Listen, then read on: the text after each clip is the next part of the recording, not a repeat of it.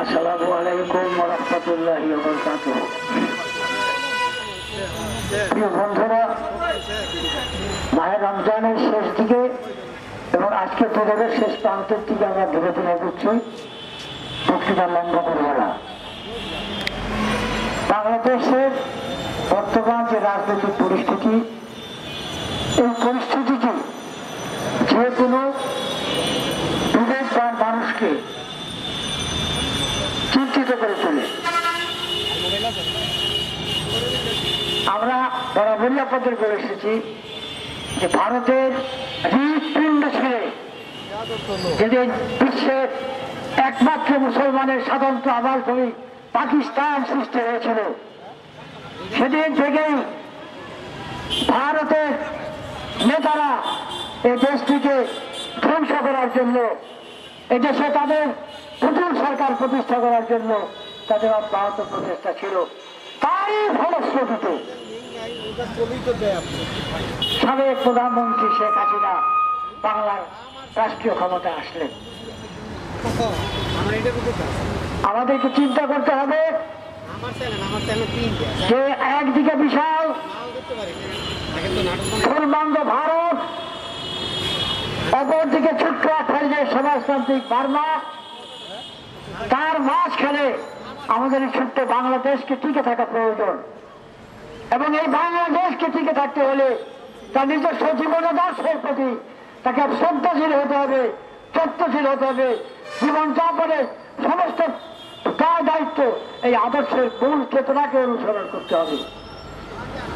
আজকে আমরা লক্ষ্য করেছি যে ভারতের পুতুল সরকার শেখ হাসিনা ক্ষমতায় আসার পরে হেন কোনো জিনিস নাই যে ভারতকে দেয় নাই।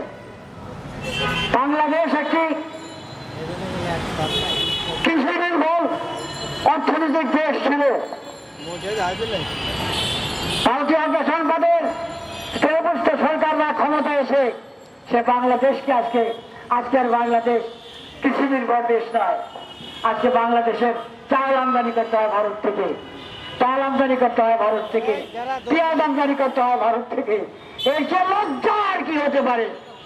যারা একদিন আমাদের চালের জন্য হাত পেতে থাকতো, যারা সকালে রুটি খেত, দুপুরে 200 রুটি খেয়ে অল্প করে ভাত খেত, রাত্রে রুটি খেতে ভাত পেত না, তাদের চালের হলে সেই চাল সেই ভারত আজকে আমাদের কাছ থেকে আজকে আমাদেরকে চাল সরবরাহ করে। বাংলাদেশ একটি নদীমাতৃক দেশ। বাংলাদেশ 54টি নদী, প্রতিটি নদী উৎসবকে ভারত বাদ দিয়েছে। এই পুতুল সরকার করে তার প্রতিবাদ করে নাই। বাংলাদেশের পানি নাই, পদ্মায় পানি নাই, গঙ্গায় পানি নাই, যমুনায় পানি নাই, মেঘনায় পানি নাই, বুড়িগঙ্গায় পানি নাই, ইসামতিতে পানি নাই, আদিয়াল খায় পানি নাই, কোথাও পানি নাই। কোথায় পানি? 54টা নদীর উৎসবকে বাদ দিয়ে বাংলাদেশকে একটি মরুভূমিতে পরিণত করেছে বাংলাদেশ। তাই তাদের সবসময় প্রয়োজন একটি পুতুল সরকারের। আমরা লক্ষ্য করছি হাসিনা সরকারের পতনের পরে বেশ কতদিন মানুষ শান্তিতে ছিল, আমার উৎপাদ ছিল হয়ে গেছে। কিসের আলামত? এই আলামত ভালো আলামত নয়। এই আলামত থেকে সকলকে সাবধান হতে হবে। আমাদের মনে রাখতে হবে আমরা একটা স্বাধীন জাতি, আমাদের একটা জীবন আদর্শ আছে। আমাদের জীবন আদর্শের অনুসরণ করে যদি আমরা জীবন যাপন করি, আমরা রাষ্ট্র পরিচালনা করি, তাহলে আমাদের ভয় পাওয়ার কিছু নাই।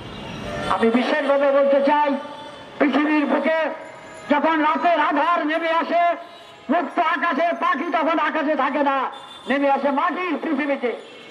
রাজনীতির আকাশে যখন ঘন কৃষ্ণ মেঘের সৃষ্টি হয়, কোন রাজনৈতিক দলের নেতা কর্মী নিশ্চিত পাথরের মতো দাঁড়িয়ে থাকতে পারে না।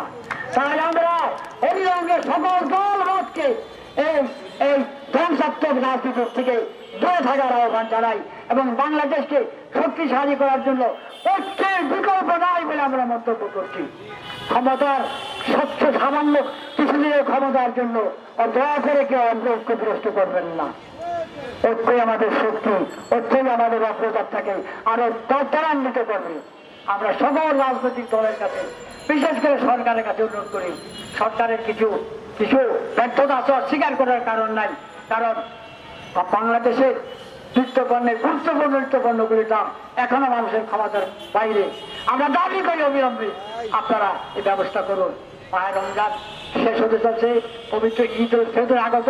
আমরা অগ্রিমভাবে আপনাদের সবাইকে ঈদ উল ফিতরের শুভেচ্ছা জানিয়ে, সবাইকে আন্তরিক অভিনন্দন জানিয়ে, ধন্যবাদ জানিয়ে আমি আমার বক্তব্য শেষ করছি। সেই সাথে আমাদের আজকের প্রোগ্রাম এখানে শেষ হলো। আল্লাহ হাফেজ। বাংলাদেশ জিন্দাবাদ, বাংলাদেশ মুসলিম লীগ জিন্দাবাদ।